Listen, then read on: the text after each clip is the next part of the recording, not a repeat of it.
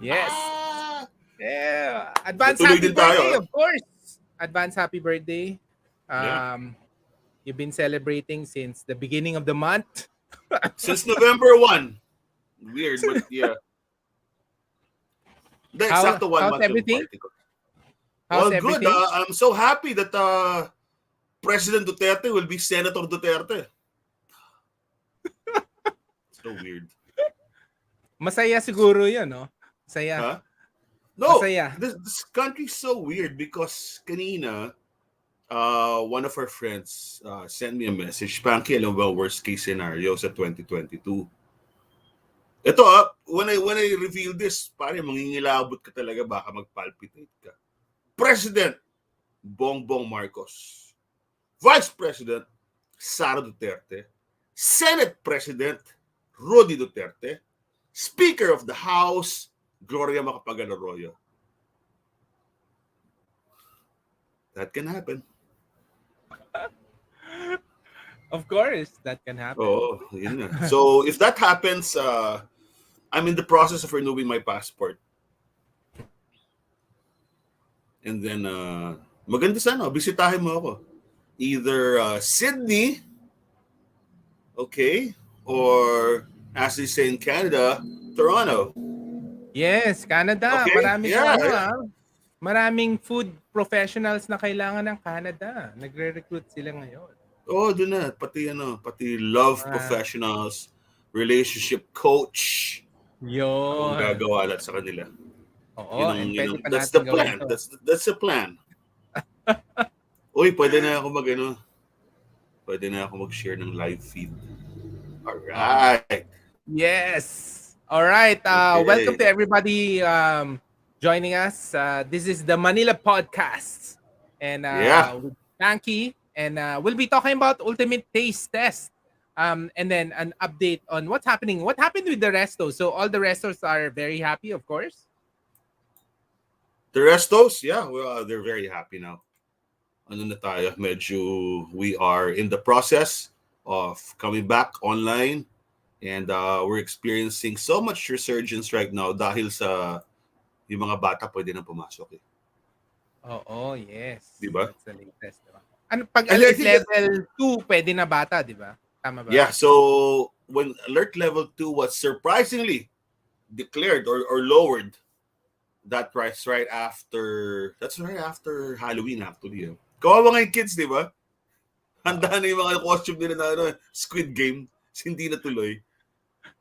So, but I think alert level 2 was promulgated November 4 or November 5, right before my mom's birthday. So yeah, so everyone's happy. We're experiencing the word on the street, literally, among the restaurants is for the first time in 20 months, we are looking at pre-pandemic sales. So people are not just going out, they're going out and spending a lot. They're going out to eat. And they're going to the best restaurants, they're drinking kasi wala nang curfew eh. Pati wala namang curfew? Wala. Curfew. Sa alert level 2, walang curfew. It's separate. It's a separate. Ano? Yeah. Okay. But they said no more curfew, and that was announced probably a day or two before alert level 2. So all of a sudden everything just opened up. And that's what happened. And we're very happy. And we're just hopeful that it'll continue. Naglabas kaming reminder kanina sa mga restaurants, sa mga resto PH. Sabi namin, it's a simple reminder, friendly reminder. I know that these are the best figures we've had in a year. But please do not forget to check for vaccine cards. Yung pa rin. Yung pa rin. In other words, keep on observing all protocols. That's the best thing to do right now. Minomonitor mo pa ba yung mga cases o hindi na? I do every day. So what do you think? 19 cases? No. We're going. Yon. So we're waiting for Spunky. Mali yata Mali yata ng pindot. So, we're talking about updates. This is the Manila Podcast. My name is Antonius, founder of our Awesome Planet. And we'll be talking about Ultimate Taste Test that's happening on November 29 at the beautiful Gallery Miranila. And yeah, we'll be talking about what's happening on the date.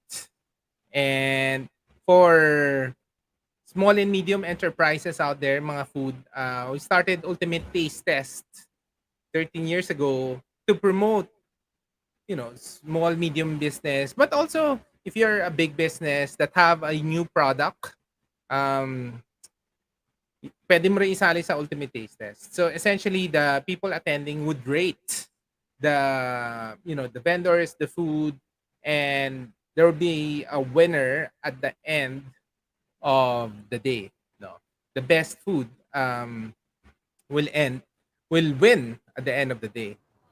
So welcome back. No, sir, I pressed the wrong button by mistake. Kala ko I was closing windows. I was closing tabs. Nasarado ko yung tab natin. Kala ko, dami nangungulit kasi. Huwag muna akong kulitin habang nagtatrabaho kami nito dito or entertainment. So ano ba? Dumami na kagad ang dates mo?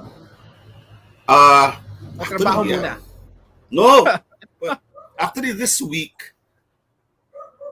hindi nang pwede mag-date masyado kasi ang daming mga party, ang daming ganun-ganun. May event ako sa Friday. Next week, palampasin muna to. Birthday kasi bukas eh. Alam mo yung bago nating kaibigan, no? Si Mike Hilton. Si Mr. Kumi. Oh. Bakit? So tomorrow, November 16 is the birthday of Mike. Which just so happens to be the 2nd year anniversary of Kumi. Wow! Congratulations. They're only 2 years old. They have like 45 stores or turning 50 this November. Ridiculous. Yeah, congratulations and happy birthday, Mike. And the Kumi team. Mike. Yeah. And not only that, they've opened Zig for the salads. They've opened T2 for the teas from Australia. And they've opened Oh My G, our my favorite Greek food now. It's actually from OMG. Yeah. Oh My Greek. Galing. Tomorrow, we're having a little party for Mike. And pagdadala ko siyang chicharon. Para maiba naman. Oo, para maiba naman. Kasi masyadong healthy mga kinakain namin. Yogurt, Greek food, tsaa, diba, salad. So, chicharon. Para maiba naman. Papaluto ko dun. And, yun. So, tomorrow we have that. Then, and you know what, Anton? Ito nga, di ba, pinag-uusapan before we went live. Paano nagbubukas yung mga restaurants ngayon? New restaurants, that have probably been lying dormant or maybe they never got around to opening when we were all topsy-turvy. So on Wednesday, Hiraya at the City of Dreams is opening. Or well, it's opening. It's open already, but you were supposed to go. But I'm going. So I'll give you an update. But so far, all the reviews are very, very good. So yeah, can't wait. Can't wait for that. Nice. Oo. Tsaka, speaking of new restaurants, ang daming mga bagong restaurants, di ba? Jones All Day opened also. Oh, yeah. Did you like it? Did you like it? That was fun. Yeah. That's fun. Raw food and some of your favorites, di ba? Nilabas nila yung some of the M Cafe favorites, eh. Mga lambre. But hindi ko natikman yung raw food na yan. Anong raw food? Ayan. Depende kasi yan kung anong gusto mo eh. Oo. May mga cocktails. Sabi ko naman kay Kalel, Chef Kalel Chan is their chef of Frame 3. So, noong niyang linalabas, pare. But I remember that though. We were still very young when Mr. Jones opened in 2008. 2008, can you believe that? And did you blog about it? I'm certain you blogged about that. You must have. Yes, diba? Kasi palagi kang una eh. And I remember this furniture. Diba parang red and white yung furniture niya sa labas. Parang diners sa States. Oo, diner. And they had some famous dishes. Yung Superman burger. The truffle mac and cheese. Alam mo nung 2008, pare wala pang masyadong truffle mac and cheese. Diba? And now, it's everywhere. So you can't escape truffle mac and cheese now. And ano ba may masarap sila? Yung Topsy, pare. Yung Topsy. Diba? Yun yung comfort food, recovery food mo. No? Pag malasing ka sa Mr. Jones, alam mo yun, kasi sa loob niya, konti lang yung silya at saka lamesa. Sa labas, was a very vast area. So it's really one of those first majority al fresco restaurants in Greenbelt, if not all of Metro Manila. Diba? It was so popular during its heyday, before I think they closed sometime in 2012. And I'm really glad that for all of you Gen X and millennials who loved Mr. Jones back 10 years ago, 14 years ago, it's back. Anong location, Ton? Saan siya? Serendra Piazza. So it was the former Chelsea. And the recent one is Moto. Yeah. That area. And that area is the quiet side now of Bonnie High Street. So kaya it's a nice place to hang out. Kung hahanapin niyo siya, katabi siya ng Mary Grace. Oh, correct. Diba? So you can't miss it. You can't miss it. So ang daming tao si Mary Grace na katabi niya. And I love Jones All Day. Is it called Jones All Day? Jones All Day, no? All Day Jones, yeah. All Day Jones. Kasi when you say you're jonesing for something, you're craving for something. So here, whatever you want, whatever you're jonesing for, be it brunch, breakfast, merienda, dinner, baked goods. They have really good bread. They have really good rye bread, by the way. And gin tonics. Yun ang okay din. Kamusta naman yung isang Jones na bagong bukas? The Kobe Jones. Kobe Jones is like the top new fine dining destination now in Makati. Kamusta naman? It's very sexy. It's very sexy. So it used to be Exo 46 on Valero Street in Makati. By the way, it's already on Waze, so you can find it. It's fine dining, but it's not fusion dining. It's Kobe because not of Kobe Bryant, but because of Kobe steak. So there's a Kobe steak and other Japanese influences. And Jones, of course, American. So you can get a good steak. And you can get terrific sushi, sashimi, all sorts of Japanese dishes from Chef Tom Hines. Galing. So congratulations, Tom Hines, and congratulations, Chef Karel Chan. Just two of the top new restaurants now. Then Hiraya, as I mentioned, that's over in City of Dreams. Meron pa. It's exciting. Ano favorite natin? Hindi ko pa rin makalimutan yung kain natin sa Kiwami. Japanese Kiwami. food. Oh, yeah. Kiwami is absolutely amazing. So, if you like Japanese food, ito yung description sa Kiwami. Noong unang panahon, and I'm talking about the 1990s, right? 25 years ago, the number one Japanese restaurant was a little something called Saisaki. Remember? There was Saisaki on EDSA, Saisaki on Pasay Road, Saisaki Gloriera, everywhere. And eventually, Saisaki merged with Dad's. It merged with Kamayan. But when it was by itself, as a unique destination, especially the one in Pasay Road, grabe yun. Grabe. And that's how I would describe Kiwami now, because the best of Japanese food, including sushi, sashimi, tempura, then including ramen, katsu, they're all there. Pero elevated talaga. Kasi yung kada restaurant doon is a specialty restaurant. Like Yabu, di ba? Ano ba yung ramen nila? Ippudo, no? Ippudo. Yeah, Ippudo. Then I can't remember the two brands that they brought in from Japan. Pero yung tempura nila, that's super famous daw in Tokyo. Yung tempura na rinuto na may konting sesame oil. Oo. Diba? So the first bite, it's super crunchy. Then you get, what's this smoky taste, nutty taste? Oh, it's a little bit of sesame oil, the tempura. Sa Tokyo daw, parang 2 hours. Naghihintay ng tao. Yeah, I'm sure. Just for the tempura. So when we have the gourmets, the fine diners who found out that it was here in Manila, in the Philippines, brought over by the Standard Group, hindi na sila kayo na. Pero madalas sila doon. Pero masarap talaga. Especially pag yung bagong luto. Diba? Alam mo, naalala ko na yung bagong luto. Pag pumunta ka sa mini stop, yung bagong luto yung fried chicken nila, ganun kasarap. So the name of the place is Hanosuke. Hanosuke Tempura. Oh, and in then the tempura. Hachibe Yakitori. Yung yakitori, ang sarap, no? Plus the oyster and Oh yeah, all the God. meat, Those all are the the yakitori. fattest, plumpest, juiciest oysters. Imported siya, no? Hindi siya galing, ano? Oh, yes, of course, yeah. Hindi siya Filipino From oysters. Hokkaido. Yeah, from Hokkaido. Hokkaido. Yeah, Hokkaido. Oyster. Not to So, mention the other thing from Hokkaido, the milk. the milk, of course. The dessert. A And lot of people. they make it the best ever soft serve. Parang sa the soft serve. Oh, Grabe. I would go by, if I walk by Bonnie High Street, it's near Central Square. No? This whole oh, area is right after Central Square. So after Shake Shack, after Fireside, after Friends and Family, boom! Nandun sa kaliwa nyo. oh. So go. Galing. Very highly recommended. Dami. Ang And dami yung opening. when was the last time we were this excited that we could talk tayong dalawa, 4 na restaurant? Oo, What? kulang pa yan. Meron pa mga bago. So, ano ba?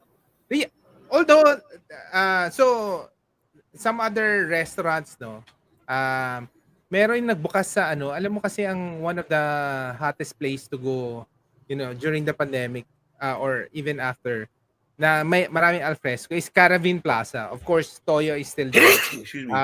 Pero there was this design studio. So, ang pangalan niya, Three Squares Bar and Cafe, no? And yun, ang ganda rin.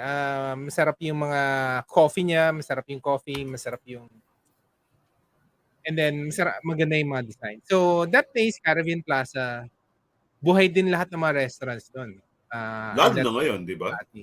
Oo, lalo na ngayon. So, ang pagkaalala ko sa Caribbean Plaza, I haven't been there in a long time. The first is the Toyo Panaderia Toyo.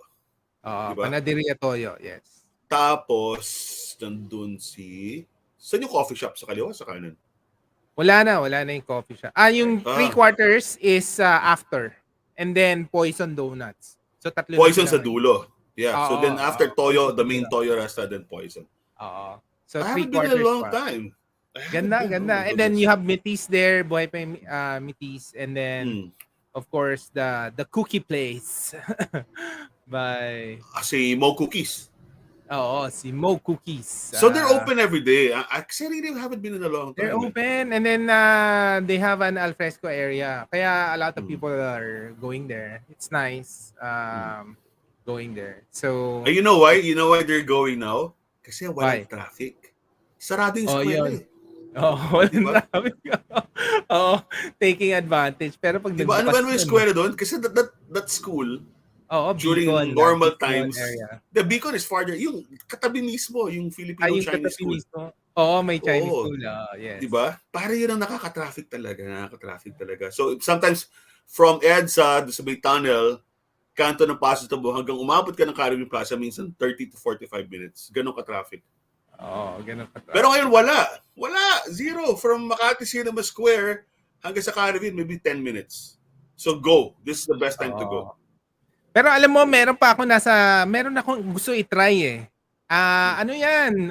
Kababayan mo. Sa place called Sausawan, di ba? Si Chef Bong. Bukas na ba? Ewan ko, bukas. Parang... December.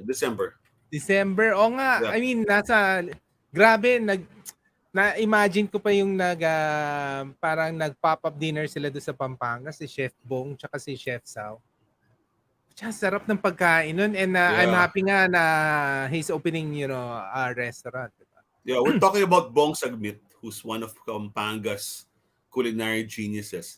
But he hasn't really maintained the high profile here in Manila. No? But Oo nga di ba? Pero sobrang sarap ng pagkain. Siguro yung unang labas, sir, ni Bong dito sa Manila, di ba? Pero I'll tell you, he's easily as good as Rex Soriano.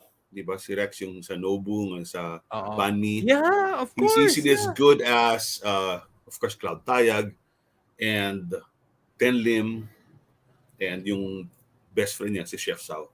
Yan, mga top chefs ng Pampanga yan. And Oo, and si Bong ngayon palang lalabas magde-debut sa Manila, no? So yeah, that's really exciting. I see his pictures with Sao and I'm, wow, good job, Sao. naalala ko meron silang collaboration parang cigar tapos nakakain mo yung cigar. Pucha, Oh, sabi ko, galing ah. Basta ang galing ng mga creations ni Bong. So I'm so excited for that, no. When that opens. Saan ba yan? Where is it opening? In Poblacion ba? remember, no, it's already, remember the former Grilla at the corner of Kalayaan and Rockwell Drive? Okay, that place. Okay. That's a big building, Ang right? laking area na yun, Oh, no? so meron silang parang, it's a culinary showroom for events, for exclusive kitchen lessons or culinary lessons. Then you have Sao Sao, which obviously is Sao's nickname, Sao del Rosario, but also Sao Sao because it's a Filipino habit. Whenever we eat, kailangan mag-sausawan tayo, di ba? Oo. So, before we talk about Ultimate Tastes, we'll say hi to Richard Tueda. Hello. Hi, Rich. Rich. Pero may kwento ko sa'yo. Kasi ito, although it's not a new restaurant, we rediscovered this. So this place is actually one of the most beautiful restaurants here in Manila. I'm not sure if you've been in this restaurant. It's actually in Antipolo. It's opened in 2016 ba? Oh, it's run by Chef Kevin. Kilala mo to si Chef Kevin eh. It's called Tahanan Bistro. Grabe, I've never bumalik been. kami recently. Sobrang ganda ng restaurant. So the Talaga? restaurant is by Benji. The house is the house of Benji Reyes, no? Yung furniture artist. Tapos yung mga upuan niya na pag upo mo, sobrang comfortable. And then kita mo na yung art. And then actually the whole restaurant is an art piece, no? Dati yon naka-close yon.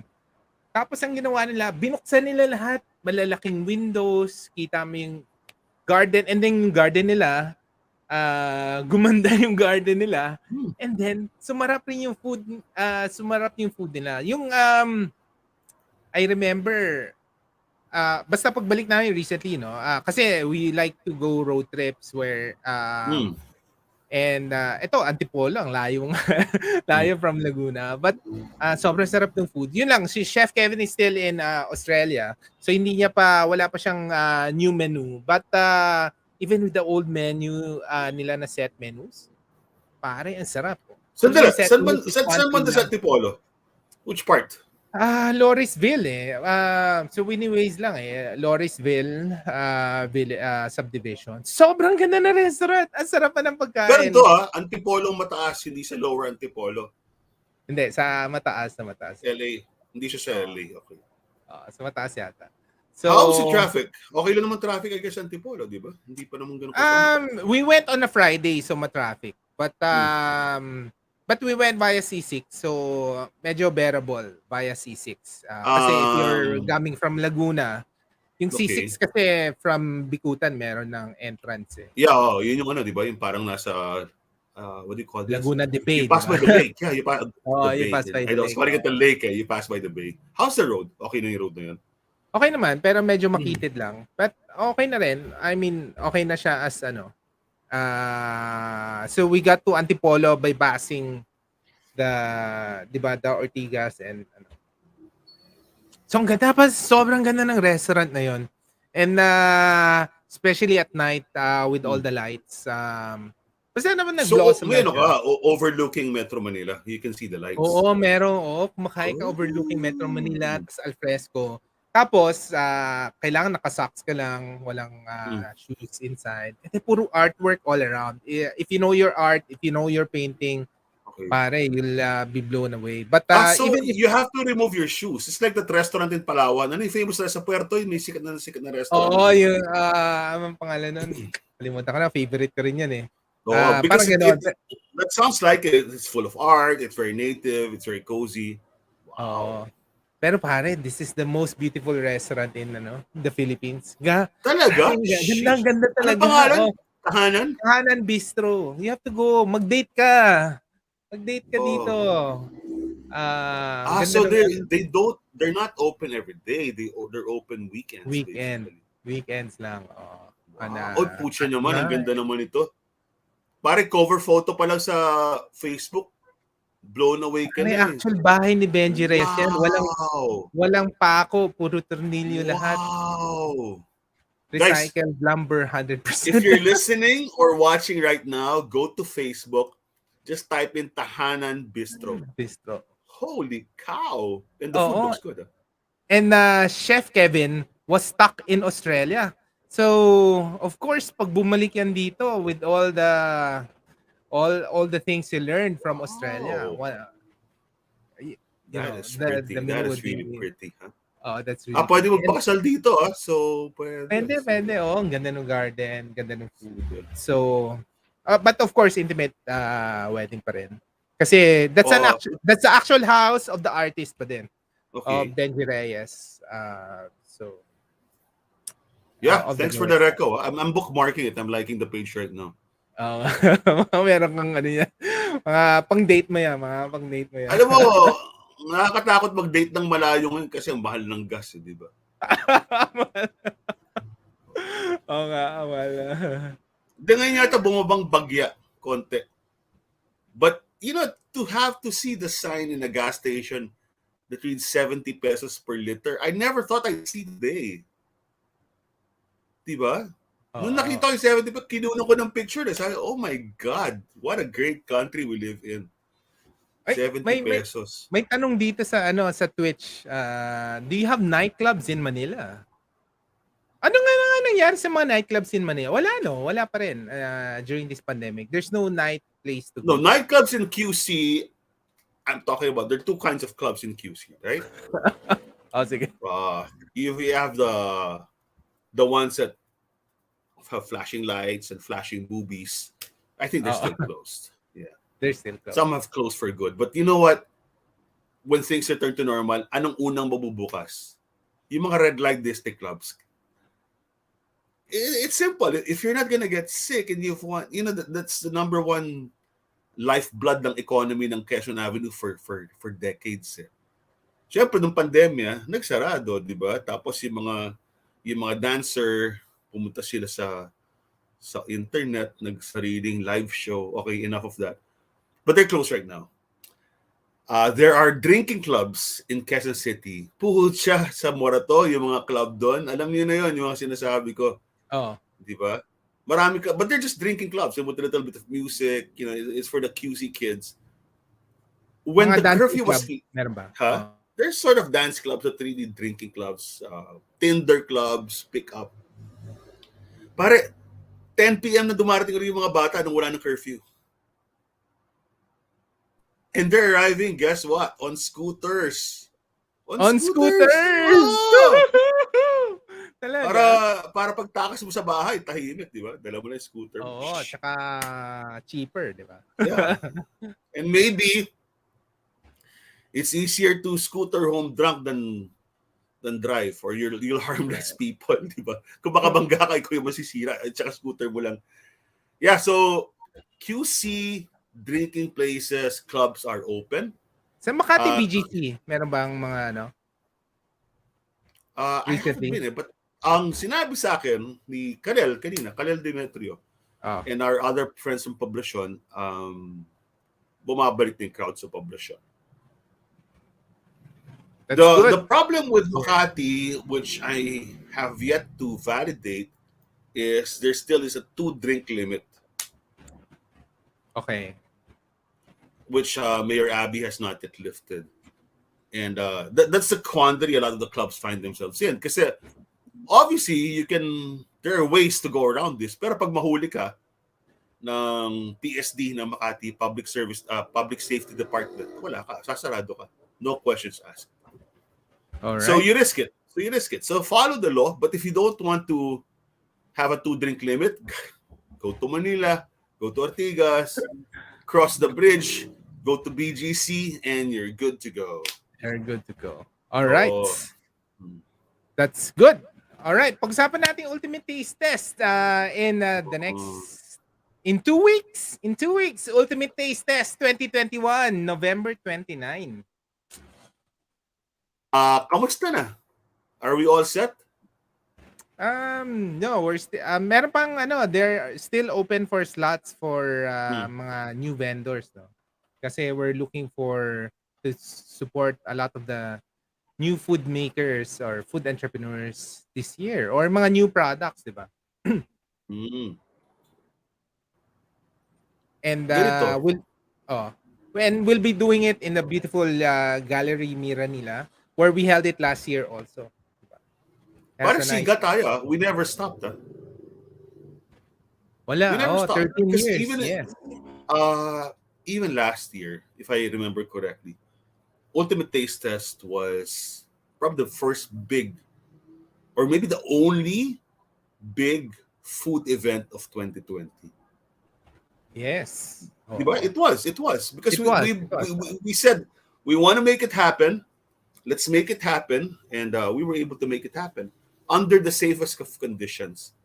And like you said, because we were supported by Blue Leaf, and they had just opened this beautiful place in Miranila, the Heritage House, the gallery, and everyone felt safe. And it was one of our most successful, albeit limited in terms of attendance because we had to self-limit. In terms of the products that we saw, parang galing nun. That was amazing. That was really amazing. Oo. Yes. So this year we're excited also. At least Mm. Metro Manila will be alert level 2 at the time, but Most probably one. Tignan natin. tingnan natin, pwede rin, 'di ba? Kasi yung haka-haka kasi, by December 1, they'll make it alert level 1. But again, alert level 2 was supposed to be mid-November, right? And they said, no, let's make it November 4. So, Oo, pwede. kasi why di ba? I understand the need. Ako mismo, ako number one akong praning number one akong careful sa protocols. But if you can already and still maintain discipline and protocols, yeah, why not? That's Mhm. good. Kasi when we hold it sa 29, this Monday, November 29, no? Yes. Our arrangement is we would invite the masters. Ito yung mga former UTT winners, mga chefs, restaurateurs, food writers, journalists, influencers, bloggers, vloggers, TikTokers. Sila yung pupunta. So, as of now, kasi hindi pa natin mabuksan sa public. Kasi, remember, Anton, when we used to have it, for example, in Glorieta, pari, you had 1,000. Yo, Yung 1,000 oh, yun. Oh, we open it. 1,000 yun eh. That's crazy, diba? So obviously we can't have it yet. So we would like to invite, if you have a new product that you're selling or successful on Instagram, something that you have started, kasi marami pa tayong hindi nakikita di ba? Oo, marami pa. Preferably na hindi pa nalalaman ng maraming tao. And ako marami yung in-order. Actually, that's a good idea. I'll reach out to all of these people I order from. Oo, yes. Oo. Marami kasi sa atin, marami nagbibigay na natutuwa naman ako, nagpapasalamat at nagagalak talaga. But when I'm on Instagram, I see only two things on my feed. It's the bikinis Of course. and the food. And Dalawa the lang eh. food. Alam mo, my algorithm is ridiculous. Pero yung page ko, ano nakalagay? Lenny. Parang weird, di ba? Oo. So that's all you see on my two Instagram accounts is vote for Lenny, etc. etc. But all on my feed when I scroll, even now sa Reels, di ba may Reels na ngayon sa Instagram. Oo. Gago talaga si Mark Zuckerberg, no? Oh, bakit? Di ba remember, plagiarize yung Snapchat, pinatay niya? Oh. O ngayon, ginagaya niya lahat ng TikTok. Siyempre. Walang pinagbago. Nakita mo? Pati yung mga heart Oo. dito sa... When I see it, am I looking at TikTok or IG Reels? It's crazy. Right? It's Oo. crazy. And of course, the growth on Instagram is more rapid kasi mas maraming, I would say, no? Mas maraming... The algorithm that you follow on Instagram, hindi siya mass-based eh. So you will see the reels now of the people you follow and similar people.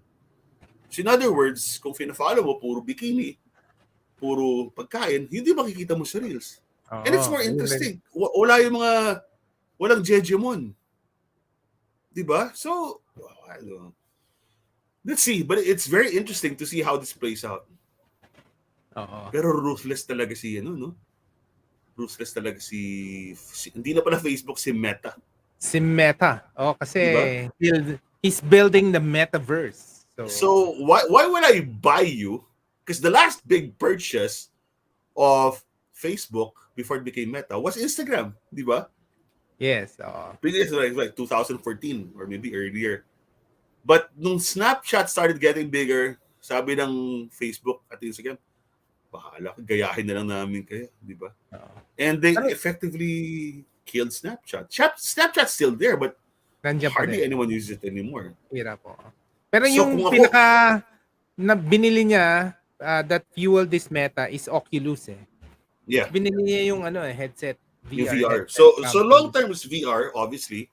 And he doesn't really care if it takes a decade for us to reach full VR status. But we will get there. I mean, it's inevitable. Diba? So ready na siya kasi nandun yung Oculus niya. Tsaka whether mag-succeed tayo sa climate change or not, diba? Okay. It's either we'll have a ready one future or Ready maybe Player One. It's crazy. Ready Player, diba? I know, man. Yung environment so these people, companies the kids are something else. doing in the VR, diba? Kanina, naglabas ng Facebook ng balita tungkol sa targeted ads starting in January 2022. So there'll be major changes. Essentially, they're trying to, if you just boil it down to the gist, they're trying to boil out prejudice and fake news and politics as much as possible. You know, it's a long and winding statement. But at the end, it says, let's not be biased against certain groups. Parang ganun. Parang hindi matarget yung minorities, hindi matawag yung mga refugees. And I hope it works because there's been a lot of damage done by Facebook. Diba? So, sa atin lang, sa election, malapit na, 6 months na lang. I don't know what will happen. It's too crazy. Yes. Now, going back to UTT, naalala mo yung last year na UTT? Sumikat lahat ng mga nanalo dun They're all doing very well. I just got a message from Aaron Mati, si Lolo Kunching sa Apple Pie. So, you know, I check on them. So, kamusta na? Anong nangyayari? Lahat are doing well. And so I'm really very proud of them. Diba? The Smoke Station, Gelato Manila, first, introduced there. The Salmon HQ. Grabe. Si Monique, Marlene Monfort. Si Marlene Monfort. Oo. Sana sumali yung friend mong sana sumali siya. Si Monique Tangpong ko. Oy, Monique. Hindi pa ba nag-submit ng papel? Di ba? You know why? Bless you. You know why? Because she's so popular already. But Monique, Monique Cakes. What UTT gives that no other venue or channel can give you is instant, in one day, recognition by, at least for this year, 200 of the country's top F&B professionals. Right? Yes. Walang ibang makakagawa nun. So, yeah, Monique Cakes, I know you're the talk of the town. You're the toast of the cake community because of your guava cakes, your nuts incredible, and your ano ba yung may bago siya ngayon, red velvet, and your, of course, your strawberry cakes. Monique, come on. Monique, pero naalala ko, we were talking about Manila, dati na Manila podcast, diba? And then, nakausap ko nung One Awesome Life, pare, grabe pala yung story niya. Galing din she started this year lang. So I know. Ano daw may lunch tayo. Nag-usap kami. We have to meet. You, me, her, and Rachel. Dapat sa BGC, sabi ko, to be fair, dahil ikaw south ka, siya east. We need to be to the center. Ako, west yata ako. Center BGC. You've not met her. You've only met her on a Zoom or online or StreamYard. Marami nang nagbabansag sa kanya the Aramina of cake makers. Sus Marios. We should talk to her then. We should study. Sino ba ba? Aramina.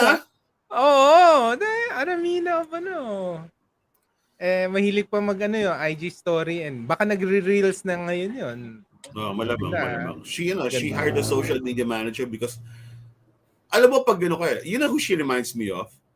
Sino, Si sino? Chona ng Homemade Treasures. They are Okay. so the best ensaymada. From Porac, Pampanga, Chona Aison, Homemade Treasures from Pampanga, the 1930s recipe. And wala silang assistant eh. Meron sila tiga-balot, meron sila tiga-finish, but they have to be there from the process of the creation of all the cakes, or in the case of Chona and Ensaymada.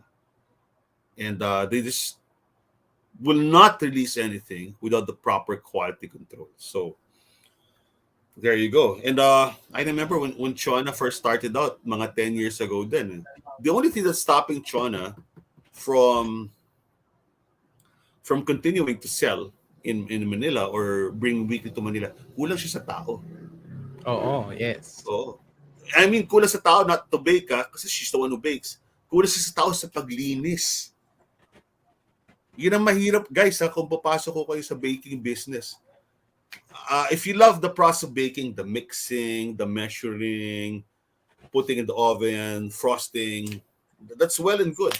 The hard part, para yung paghugas ng baking tray, baking pan, ng mixer. Kasi sa cake batter, pati sa cookie, ang daming naiiwan eh. Diba? If you bake, daming naiiwan dyan. So you have to have someone who can really, really do a good job of dishwashing or pan washing. Yeah. Sige, so ito, ang gagawin natin. So we're still open for applications for the ultimate taste test. Yes, kasi we really like to discover the next ones, no? And to help them. Kasi we've helped a lot over the last 13 years. And I'm sure there's a lot of them out there. Kasi dumami talaga eh. Dati kasi mo-monitor mo lahat. Ngayon, ang dami sobra, no? Yeah. In the different regions. And if you're listening to the podcast, you have family and friends na may masarap na recipe na talagang, people are raving about it. Just invite them to join the Ultimate Taste Test. And let's see. Ito na. Diba? Huwag kayo matakot kasi lahat naman ng unang sumali, ang insecurity mo, parang ang analogy ko dyan, nung una tayo nagsusulat, nung una tayo nagbablog, di ba? Sino magbabasa nito? Di ba? You're so insecure. But here's what the Ultimate Taste does. Number one, you just have to spend on baking your product or cooking. Walang fee, di ba? We're not asking for a joining fee. There's a electricity fee. Meron tayong ganun, no? Ponte, setup fee lang. Electricity setup fee lang. But in terms of your investment, all you have to do is just cook for us 200 samples. 200 bite size, parang ano to, amuse-bouche. We're not asking for big, last year, di ba, binibigyan tayo isang buong, ano yung uso last year? Korean cream cheese bread. Ano ba yun? Korean bread. Oo, yung Korean bread. Yes. Hindi, uso last year yun. So they would use uso last year. Pero ang sarap nun yung Marikina. Oo. Guys, there will be, ilan ang participants natin? 25 this year? 20, This year, so mga 20, no? 20, maybe umabot ng 25. Bite size lang. Kasi the people who will be going will want to taste all. They cannot eat full-size portions. So, ang analogy ko dyan, yung size ng pagkain nyo, kung usually, kasi laki ng special bola-bola siopaw, yung normal size, palitin nyo. Sample size, parang siomai. Pero masarap pa rin. Diba? That's the trick there. Right? Because if people like it, like last year, naalala mo si Tita Aurora's Kitchen, yung my cousins, diba? The kare-kare. Oh my God! They were giving out the whole Tupperware with rice, with buntot, with gulay, and a lot of that spectacular sauce. Alam mo, sumikat na siya ngayon, Anton. Talaga. You know why? Kasi, we invited friends like sino ba daw? Si Edge Mendiola from yes. Summit, di ba? Naging favorite niya, naging suki ni Edge. Tapos, nung si Chinky ng Tatler at Metro Style, naghanap ng kare-kare, sabi ni Edge, itong Auroras of Makati, and they're now very big. Grabe Oo sila, nga. grabe. Grabe, no? Grabe nga. Actually, lahat naman ni-recommend mo nun, solid din, last year. Oo naman, kasi hindi ako fake news. Pero But that's, nagduda ako dun sa apple pie. Sabi ko, apple pie? Pucha, pagdating ng apple pie nung ngayon apple may, pie may, talaga. may pina-apply ako Pina-apply ko si Nelusco Cake, si Bake by Chel. Si Oh, Rachel from Binyan. From Binyan. oh, oh. She bakes the old school Nelusco cakes. Hindi ko alam kung nagsabi na kay Rachel. Pero grabe yan. I'm gonna write about it soon. But Nelusco is essentially a coffee and chocolate buttercream icing on a chocolate cake. And it's such an old school flavor. But the coffee that she uses, the chocolate, works so well together. And it's buttercream. Iba yung impact ng buttercream. Yung buttercream is basically what you see on Sans Rival. Now imagine that with chocolate and mocha. It's so good. Pare icing pa lang, hihimatayin ka na sa sarap. Basta mga lady bakers, saludo ko sa taste mo. So, Paano sa... parang malalim yung sinabi mo. go lang yan. So, yan. Alam mo naman, ang motto natin, we support everyone. Di ba? We love everyone. We want everyone to succeed. Yung lang, kasi siguro some people are intimidated also. Alam mo ba, naalala mo, di ba? Nung si Dedet, first time niya lang nagluto ng lechon nun. And then may ultimate taste test, sinali niya. And then at least, actually, one of the main reasons sumali siya, kasi para sabi niya, her family and friends like the lechon, di ba? Which is basically us. Pero then we convinced her. Pero gusto niya malaman kung lahat ng tao will like it, and then she can scale it. Doon na nagsimula actually yun. And then, pero a lot of people liked it, di ba? So, that's the story. Naging sikat. I remember that because she would call you, she would call me, and she was so nervous and anxious. And Spax, magugustuhan ba to? Ganito, ganyan. Gano'n karami lalagay ko sa plato? All of these things. And that was around 10 years ago. This past year, or a few months ago, Dedet opened up in Mirage. Ano yung hotel sa Las Vegas? Las Vegas. Resorts World. Resorts World Las Vegas. So there's a brand new Resorts World in Las Vegas. And they have a chain of restaurants, a venue for international restaurants. Hulaan nyo kung anong napili sa Pilipinas. Yun, yung lechon ni Dedet. Truffle lechon. Diba? Tapos, it's going great. All the celebrities are there. Her profile picture now, I think she's with Evander Holyfield. So, grabe. And for someone who just wanted to have a hobby because her kids were growing up, to learn how to make lechon, and who bugged Chef Reggie Espiras for lessons, and to now be in Las Vegas representing the Philippines with one of the best lechons ever. Congratulations, Dedet. Yes, and that's congratulations. Maybe one of our, siguro yun yung biggest success story ng Ultimate Taste Test, di ba? Hindi naman, Si marami pa rin. the other one? Las Vegas. Walang Las Vegas. Wala pa. Although, merong mga like international, si Paco. Si Paco, kasi international si Paco. Literally, araw-araw kasi nasa PAL. Carmen's Bhest. First time niya in-introduce yung Carmen's Bhest. Pare, kasi si Paco. We're talking about Paco Magsaysay, if you're listening, guys. Magsaysay, yes. Carmen's Best Ice. Noong una kasi yung gatas, di ba? Binibenta ni Paco yung gatas. Yung tatay niya, diba? Paul's Milk. Yeah. So that his dad's Senator Ramon Magsaysay Jr. Pero actually, I was talking to Paco nga lately kasi nga meron siyang bagong brand na it's called Arctic. The JNT, yung may alak, plus the Arctic, which is was born out of the pandemic also Kasi para mga more basic flavors pero masarap than parang the way they would want to do the basic flavor. So sabi ko, ba, okay yun ah. Ano siya? Ah, Price point wise, mas mababa? mas mababa, oo. Mas Hmm. mababa, pero masarap. Parang if you were to do, basic chocolate or vanilla or Basic strawberry, marami vanilla. siyang mga basic, pero sobrang sarap. Kasi, And, kasi Carmen's yes. Best super premium. Oo, super premium kasi yun. So, And I say parang, it in the best possible way. Parang kung ikaw nasa dessert menu ng in-offer sa business class ng national flag carrier natin na Philippine Airlines, you got to be really good. And for so many years now, pag siniswerte yung makalipad na business class, parang yung dessert mo. Ako, tuwan-tuwa ako, di ba? Kasi, wow, pa ako magsaysay, Carmen's Best, sobra ka. 30,000 feet yan. up, ikaw yung kinakain ko dito. Eh, syempre, pare, libre pag sa business class. Kaya all you can eat yung ice Oo, eat cream. all you can, di ba?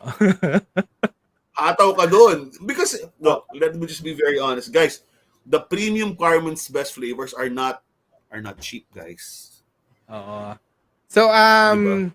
hello, Marinerong Cusinero. Of course, watching from Miami. Good morning, Uy, nasa sir. Miami na. Talagang Ano buong mundo, binabaybay, the Buong seven seas. Pare, kamusta? Oo, Salamat sa pakikinig kahit nasaan kang lupalop or sa saan kang Lupalo. port of call. Oo. So, Okay. So ano pa? yun. It's a question, Anton. Up to when can they apply for the ultimate taste test? Until this week. Until this week. Oh. By the end of this weekend. Kasi next week, we're planning na for the slots. And I'm Ah. sure marami na nag-apply. But we wanted to really seek out yung mga bago na may masarap na food na we can help out. Kasi this could really change their life. No? Marami na tayong natulungan in this space. Uy, alam mo si ano ba? Si Think Wink Cookie, si Winky. Di Oo, ba, yes. sumikat yan, yung chocolate chip niya, yung chocolate chip oatmeal. Parang ano mo ba yung balita kay Think Wink ngayon? Ano?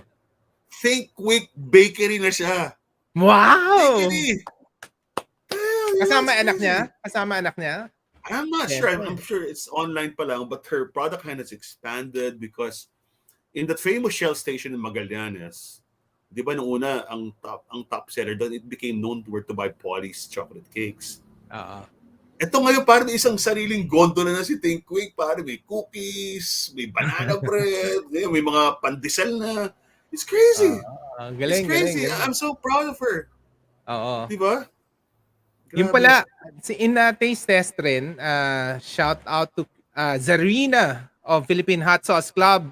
We're inviting Uy, them to showcase the best chili sauces of this year also during the Serena, event. ganito kwento ko. Kasi nagpadala siya sa atin maraming hot sauce. So, syempre, hindi naman ako katulad mo na hot sauce master ka. Di ba? Para sila Zarina, di ba? But the one so I opening them one by one, slowly, all through the next months or so. Yung binuksan kong huli, yung Don Julio dry hot sauce. It's basically a hot sauce powder. And you know what? I'll just be very honest. Sarina, if you're listening, you tell, ano pa Julio sila nila? In-interview mo Don sila. Julio. Si Si Don Don Julio. Julio.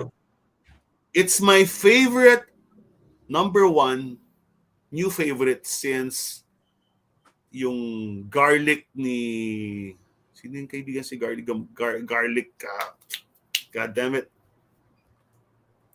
Hanapin ko sa Facebook. Garlic chips ba to? Ay, favorite ng anak ko yan. Si Aidan ngayon. Grabe yung hot sauce na yan. Dry hot sauce. Yung dry hot sauce? Oo. Tsaka alam Julius mo ba, Mercado. alang masarap sa kanya kasi may konting asin. So it's very tasty. Mm-mm. But the pepper he uses, if I'm not mistaken, is a Carolina Reaper. Reaper. So one of the kaya hottest, matindi yun. it's one of the hottest in the world. Oh, it's crazy. It's crazy. So yun. But it's really super, super duper good. Diba? Wow. Yes. So, Yun. So, sige, go. Yun. Hindi, yun. So, we'll be inviting the the Philippine Hot Sauce Club to showcase, the best hot sauce discoveries Mm. this year. Um, and hopefully we can bring Agos also during that event. So it will be a nice, overall taste event for everybody where we celebrate, this year at least. Ending the year strong, no? And at the same time helping all these home-based entrepreneurs. So, just shout out lang to if you have family and friends who have really good um food that kahit this year, no? This year, but people are raving about the food. Please ask them or give them the extra push to join Mm. Ultimate Taste Test. And then, I'll also make sure that our friends in the industry, spread the influencers, spread the word. Kasi sila yung may alam eh. Sila yung maraming na sa sample din na pagkain na maybe it Oh, hasn't yes. reached us. Oh. But there's so much good stuff out there. And I actually have some people in mind. Like for example, ito mga pandemic business. Yung the great food. So, ang dami. Actually, yeah, that's what I'll do tomorrow. I'll just start messaging people. Because there's so much good stuff out there. And we're looking for the top 20, in other words. Oo, parang top The 20. top 20 new food businesses that we will showcase on November 29, the whole day to 200, the most influential F&B people in the Philippines. And among those, we will vote kung sino yung top 5 or top 10. Oo. Di ba? Yun yung talaga. So it's really brilliant exposure. Brilliant exposure. Sige, Yes. alam ko na yung Alright. gagawin ko. Oo, ang dami ko palang papadalan dito ng sulat invitation. Oo, imbitahin mo na kasi ang galing nung listahan mo last year eh. Ang galing, panalo lahat eh. Alam ko na, sorry nakalimutan ko lang yung sinasabi ko kanina. Ano? Itong Don Julio dry hot sauce. It's my favorite local condiment since garlic crunch ni Daddy Mix. Okay. Naalala mo yun? Si garlic crunch ni Daddy Mix. Of And course. alam mo si Nico, pare, yung produkto niya, nasa Amerika na eh. Actually, wherever Filipinos are, nandun na yung Daddy Mix, garlic crunch, chili crunch, yung chili shots niya. Grabe to, grabe. Tapos ang dami yung resellers. And the one I love about si Daddy Mix by Miko Cordova. No? And the one thing I love, it's so consistent. Kung ano yung una ko natikman na garlic crunch, I think it was almost 5 years ago. Pinatikim sa akin ni Chef Decker. Pare, ganun pa rin eh. Ang sarap. So, hindi na siya nawala sa bahay ko, in other words. And itong Don Julio dry hot sauce na to, for me, it's so innovative. It's so good. And the beauty is, the flavor doesn't interfere with your food. It's just heat with a little punch to it. Well, it's a lot of heat, right? But you can control the amount. Ang galing talaga. It's brilliant stuff. Favorite namin sa house rin yan. Di ba? Don Julio. At saka na iba di ba? Kasi maraming masarap na hot sauce. Like I'm looking to my left now. I have a collection, thank you to the Philippine Hot Sauce Club. But yung una kong binuksan, kasi just because it stands out. It's the only it's like a dry rub. Carolina Reaper, my goodness. It's a crazy product. Crazy. Feeling ko masarap yun sa vanilla ice cream. Yun nga eh. Actually, since Sarina is listening, excited nga ako yung mga combination, di ba? Yung new mga flavors with chili also. Kasi there are some people who are interested in chili. Or kahit, a bit of chili lang. Hindi naman yung food pairing na chili. Yun. I'm sure a lot of people would be excited for that. All right. Ako, feeling ko kasi dapat matamis. That would be my Philippine Hot Sauce Club. Okay. All right. So November 29, guys, and we're opening it. We're opening the application until the end of this week, and then we'll start preparation next week for November 29. Give your family and friends a push lang. Minsan, sometimes push lang ang kailangan nila just to join, and don't be intimidated, of course. Please share your talent for food and get discovered in the Ultimate Taste Test. Wait, speaking of which, before we end, can we show my Yes. yung ating gimmick sa Friday? Oo. Ano ba tong gimmick natin sa Friday? Maybe you can share with us. All right. Sharing the screen. Full screen na natin, oh.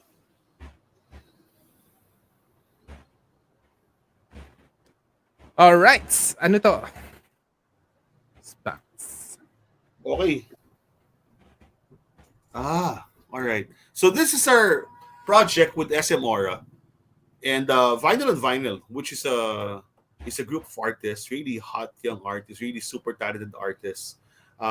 They're led by Gabby De Ramirez. You know, Gabby Yes. is pretty famous in her own right. She's a race car driver, Pinoy Big Brother, all of these things. But right now she's focusing on Vinyl and Vinyl. It's one of her babies. And we collaborated. So we're doing something at the Sky Park, the open air al fresco area of Aura, the very vast area atop SM Aura in Taguig. And this will run for 3 weekends, starting this weekend, November 19th, then November 26th, and up all the way to December 3.